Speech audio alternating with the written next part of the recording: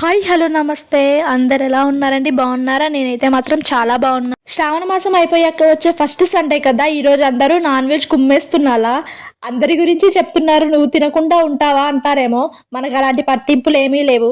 చెప్పాలంటే ఈ మంత్లోనే కొంచెం నాన్ వెజ్ ఎక్కువ తినేసా. ముత్యాలం పండగ అమ్మ వాళ్ళ ఇంట్లో, అత్తయ్య వాళ్ళ ఇంట్లో, మైసమ్మ దగ్గరికి వెళ్ళాం. వీడియోస్ పెట్టాను కదా, అప్పుడంతా నాన్ వెజే. మరి మీలో ఎంతమంది ఈ నెలంతా నాన్ వెజ్ తినకుండా ఉన్నారు అనేది అయితే కమెంట్ చేయండి. యాజ్ యూజువల్ ఈరోజు సండే కాబట్టి చికెన్ ఉంటుంది. హాలిడే లేకపోయినా పర్లేదు, కానీ సండే చికెన్ లేకపోతే కష్టం. ఈరోజు చికెన్ అయితే కొంచెం కొత్తగా ట్రై చేశాను, ఎప్పుడు చేసేలా కాకుండా. అందుకే తిని ఒక 1 అవర్ అయిన తర్వాత ఎడిట్ చేసి వాయిస్ ఓవర్ ఇస్తున్నా. 1 అవర్లో ఏం కాలేదంటే మీకు కూడా ఏం అవ్వదు, ట్రై చేయొచ్చు.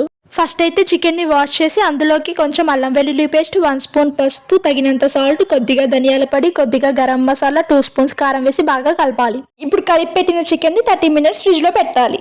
ఇప్పుడైతే ఒక గిన్నె పెట్టి ఆయిల్ వేసి జీలకర్ర, ఆనియన్స్, కరివేపాకు వేసి బాగా వేగనివ్వాలి. ఆనియన్స్ గోల్డెన్ బ్రౌన్ కలర్ వచ్చాక కలిపి పెట్టిన చికెన్ వేసి పచ్చివాసన పోయేదాకా ఫ్రై చేయాలి.